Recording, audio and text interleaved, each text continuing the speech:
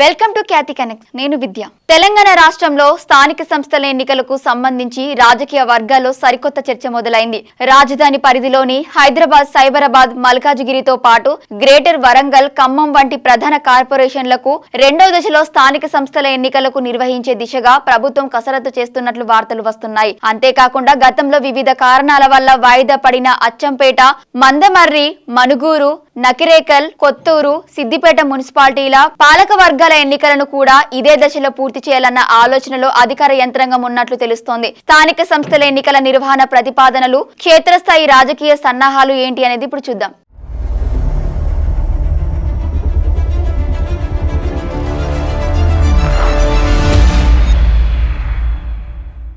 తెలంగాణలో మున్సిపాలిటీలు, కార్పొరేషన్ల ఎన్నికలకు సంబంధించి పరిపాలన వర్గాల్లో సన్నాహాలు ఊపందుకున్నాయి. పెండింగ్ లో ఉన్న కార్పొరేషన్లు, మున్సిపాలిటీలకు ఎన్నికలు పూర్తి చేసే దిశగా ప్రతిపాదనలు సిద్ధమవుతున్నాయి.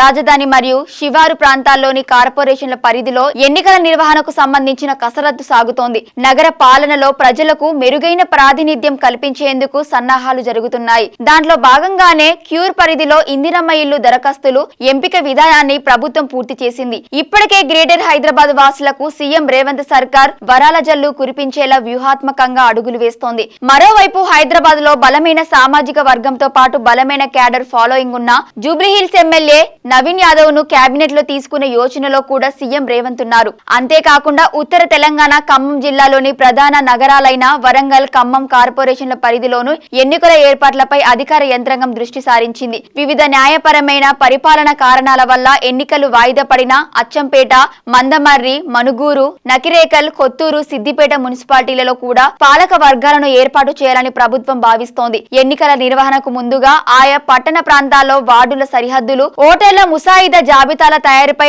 అధికారులు దృష్టి సారించారు. నగరపాలక సంస్థల మేయర్లు, మున్సిపాలిటీల చైర్మన్లను నేరుగా ఎన్నుకునే విధానం, ప్రస్తుత చట్ట నిబంధనల అమలుపై ప్రభుత్వం అంతర్గతంగా చర్చిస్తోంది. ప్రధాన రాజకీయ పార్టీలన్నీ పట్టణ స్థానిక సంస్థల్లో పట్టు నిలుపుకునేందుకు ఇప్పటి నుంచే డివిజన్లు, వార్డుల వారీగా సమన్వయకర్తలను నియమించే పనిలో పడ్డాయి. కేంద్ర ప్రభుత్వం నుంచి స్థానిక సంస్థలకు విడుదలయ్యే అభివృద్ధి నిధులను సకాలంలో రాబట్టాలంటే స్థానిక సంస్థల పాలక వర్గాలు ఉండటం తప్పనిసరి కావడంతో ఎన్నికల ప్రక్రియను వేగవంతం చేస్తున్నారు. ఈ క్రమంలోనే ఖమ్మం, వరంగల్ కార్పొరేషన్ల పరిధిలో పెండింగ్ పనులు శరవేగంగా పూర్తి చేస్తున్నారు. మరోవైపు మాజీ మంత్రి పువ్వాడ అజయ్ కుమార్ ఖమ్మంలో కార్పొరేషన్ ఎన్నికల నేపథ్యంలో వరుస సమావేశాలు నిర్వహిస్తూ ముగ్గురు మంత్రులు ఉన్నా అభివృద్ధి జరగలేదనే విషయాన్ని జనంలోకి తీసుకెళ్లున్నారు. నిత్యం ముగ్గురు మంత్రులపై విమర్శలు చేస్తూ జనంలో ఉంటూ కాంగ్రెస్ పై ఉన్న వ్యతిరేకతను పువ్వాడ క్యాష్ చేసుకునే పనిలో ఉన్నారు. అయితే ఖమ్మం సిటీలో ఇప్పటికే బీఆర్ఎస్ క్యాడర్ బలంగానే ఉంది.